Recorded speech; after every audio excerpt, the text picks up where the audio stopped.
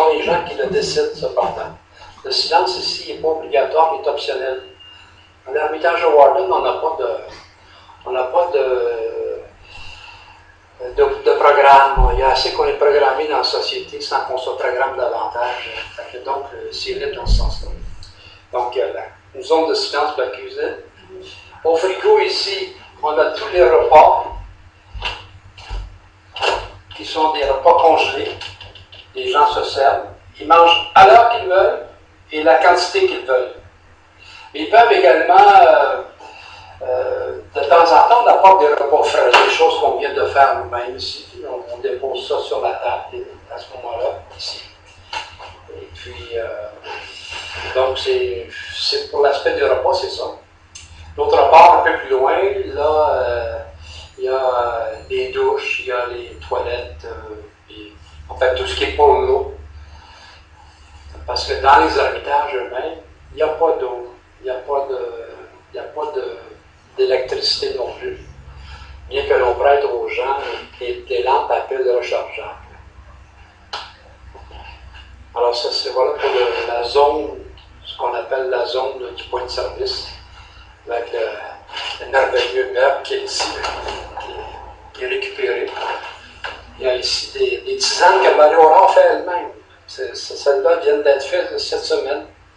Alors, il n'y a pas juste le chaga qu'on recueille, mais il y a également des tisanes qui nous servent pour le bien-être des gens. C'est déjà plein de fleurs là-dedans, puis les gens en ont pris beaucoup encore cette semaine. Notre priorité, c'est la personne. Ça passe avant la cuisine, ça passe avant tout le reste. S'il y a une personne qui a besoin, on est là. On se libère, on se le rend disponible. Donc, si on construit, puis on construit, puis on construit, à un moment donné, on perd le contrôle, puis on ne veut pas ça. On veut rester dans de la qualité. Du petit, de qualité. Et c'est ça que les gens aiment aussi. Comme par exemple, tu vois ici, nous, on n'a aucune structure. Les gens sont structurés à l'année longue, dans le travail. Du temps, du 9 à 5, bon, les enfants, puis à telle heure, puis il y a toujours ça dans les vies de tout le monde. Comme il y a beaucoup de jeunes femmes qui viennent ici, c'est beaucoup de femmes qui viennent ici, beaucoup, qui sont déjà dans des super structures partout. Ben nous, ici, c'est pas de structure, pas de règlement. La liberté, l'autonomie, c'est des valeurs qu'on privilégie, et la simplicité. Alors on dit aux gens, attendez-vous pas qu'on vous organise votre séjour, nous, on n'organise rien. Nous, on vous accueille puis on vous laisse libre. Alors, la seule norme qu'on a ici, c'est le respect des autres. Si une personne vient ici et qu'elle désire vivre du silence pendant son séjour, elle doit être respectée là-dedans. Et ça va de soi, les gens, c'est de la très belle qualité de personne qui vient ici. Alors, les gens se respectent les uns les autres, puis c'est la seule norme qu'on a. Pour le reste, totale liberté. Totale liberté, même le mode de paiement est en fonction de la confiance et de la liberté qu'on laisse aux individus. On leur dit, nous, on ne veut pas entrer dans vos histoires personnelles. Qu'est-ce que vous gagnez, là? Qu'est-ce que vous avez mis sur votre rapport d'impôt cette année comme déclaration de revenus? Ça ne nous intéresse pas. Nous autres, on n'est pas là pour faire de la vérification. On n'est pas des polices. On n'est rien de tout ça. On vous fait confiance. Si vous vous leurrez, ben c'est bien dommage, c'est vous qui êtes le premier perdant. Nous, qu'est-ce que ça fait pour nous, 20 piastres de différence? Alors on dit aux gens, faites votre exercice d'honnêteté avec vous-même. Puis nous, vous déposez ça en partant, nous on ne contrôle rien, on ne vérifie rien, on vous fait confiance. Il y a beaucoup de gens qui ont été surpris par cette façon de faire. Parce que ça ne se voit pas, ça. Ça se voit pas. Puis une des raisons qui fait qu'on a fait ça comme ça, c'est qu'on voulait que tout le monde puisse participer. Tout le monde puisse venir chez nous. On aurait pu dire, ça aurait été plus simple, là, pour nous dire, on met un prix fixe pour tout le monde. Mais là, il y a des gens qui sont sur l'aide sociale, il y a des gens qui sont chômeurs. Ils n'auraient pas pu venir, ces gens-là. Alors, en le faisant comme ça, puis en le laissant surtout à la conscience des personnes, je pense qu'on fait œuvre d'éducation en même temps aussi. Puis on fait confiance. Puis quand on fait confiance, ben les gens ont envie de mériter cette confiance-là. C'est quelque chose que ça attire ça en retour. Faire confiance à quelqu'un, à quelque part, c'est l'honorer. Et quelqu'un qui se sent honoré a envie d'être honorable. Alors, c'est un petit peu notre façon de fonctionner qui est bien différente de ce qu'on voit ailleurs, mais qui est originale, mais dont on est fier, on est content, puis on en reparle souvent, Michel et moi, qu'on ne changerait pas notre façon de faire. Ça nous plaît, ça nous convient, ça plaît aux gens, puis je pense que c'est là pour demeurer. Ça fonctionne comme ça. Ça fonctionne comme ça, oui. Ouais. Puis l'approche, justement, accentuée sur l'énergie positive. C'est ça, sur l'énergie positive, sur le respect de soi, sur l'autonomie, sur la liberté, sur la simplicité aussi. Parce que nous, ici, je ne sais pas si Michel t'en a parlé, mais tout ce qu'on a fait à peu près, c'est toutes des choses avec du matériel recyclé. Mais c'est toutes des choses recyclées, donc des économies, de l'économie. Les choses sont bonnes, les choses peuvent être utilisées de mille et une façons. On les récupère, on les réutilise, on les recycle. Donc, on est beaucoup dans la démarche de la simplicité volontaire. Puis les gens trouvent ça aussi, puis ils repartent avec ça, puis c'est comme des graines qui sont semées, puis ça fait son petit bonhomme de cheval. Clair obscur, ça ressemble à beaucoup de personnes qui viennent ici, dont moi. Je viens souvent, moi, à cet Ermitage. Je viens coucher ici souvent. Alors, clair en haut, et puis obscur au plus bas. Je suis un ancien enseignant universitaire. J'enseignais comme chargé de cours dans divers départements, de diverses universités. Au fond, j'étais à la pige. Je travaillais d'un bord et de l'autre. Et puis, autour de 95, 96, 97, je me suis réveillé sans contrat, suite à 3-4 échecs professionnels, un doctorat pas fini, plus d'emploi, passé des coupures budgétaires du gouvernement. Alors, je me suis réveillé comme ça, en se disant, bon, ben, on fait quoi de notre vie? On venait d'avoir 50 ans à ce moment-là. Qu'est-ce qu'on fait de notre vie à l'âge qu'on a là? Est-ce qu'on va, on va s'asseoir, puis on va regarder la télévision, puis bon, ben, à 50 ans, c'est le temps de faire un move. Puis là, on a décidé, une fois, un après-midi, on revenait de la Beauce, entre Montréal et Québec, puis on se disait ça, qu'est-ce qu'on va faire? Marie a dit, pourquoi on ne ferait pas un petit ermitage? Moi, je n'avais jamais pensé à ça de ma vie, faire un ermitage. On dit, on pourrait faire un petit ermitage, c'est compte tenu de nos compétences, compte tenu de notre formation, tu sais, puis notre formation universitaire qu'on avait tous les deux. Puis notre désir aussi de croissance et de recherche spirituelle. Il y avait ça qui était derrière ça.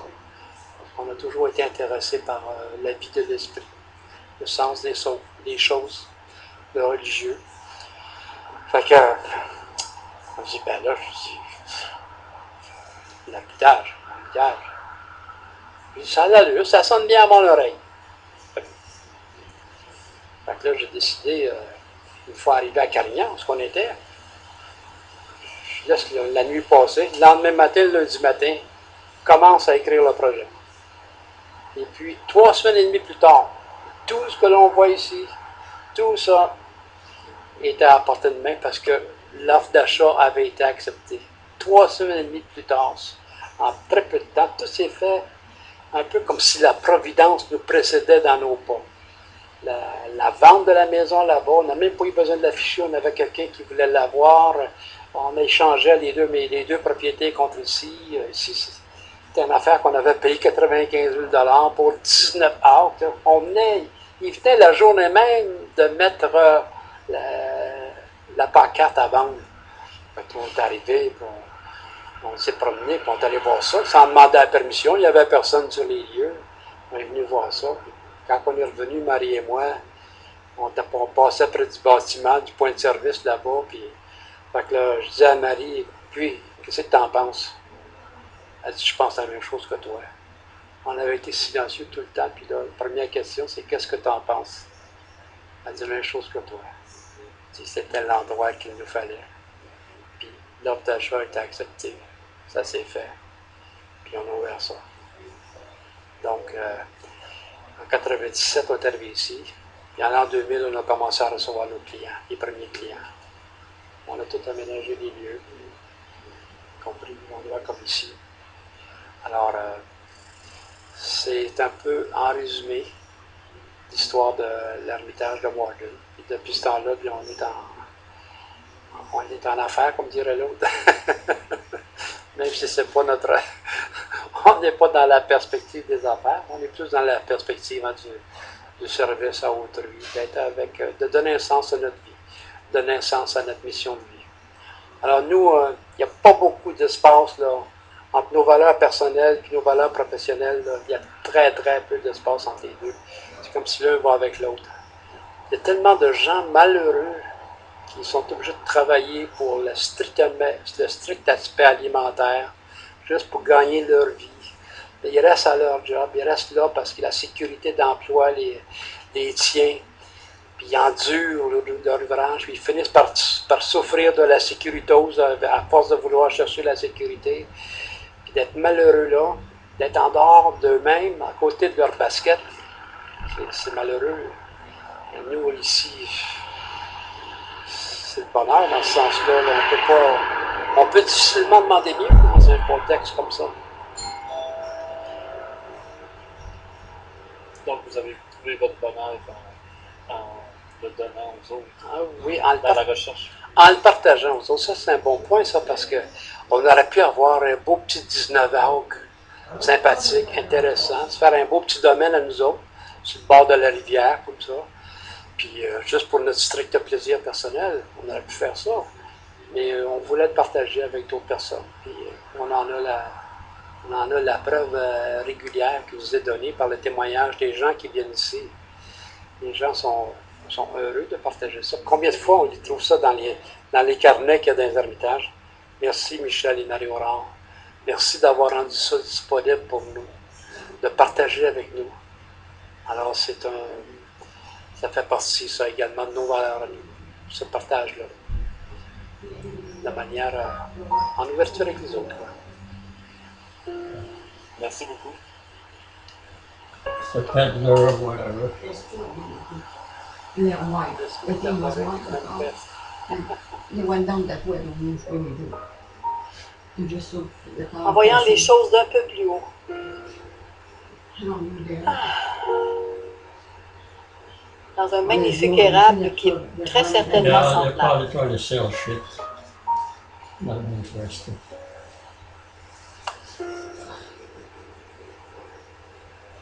No interest at all. Yeah, I don't want to leave that stuff. Merci beaucoup d'avoir partagé ce bonheur. Ça fait plaisir. Oui, ça nous fait plaisir. C'est le fun. It says thank you Okay. for. I tried to record this. It doesn't work. Yeah, it works. I think it will work. I want to find out. TVCW.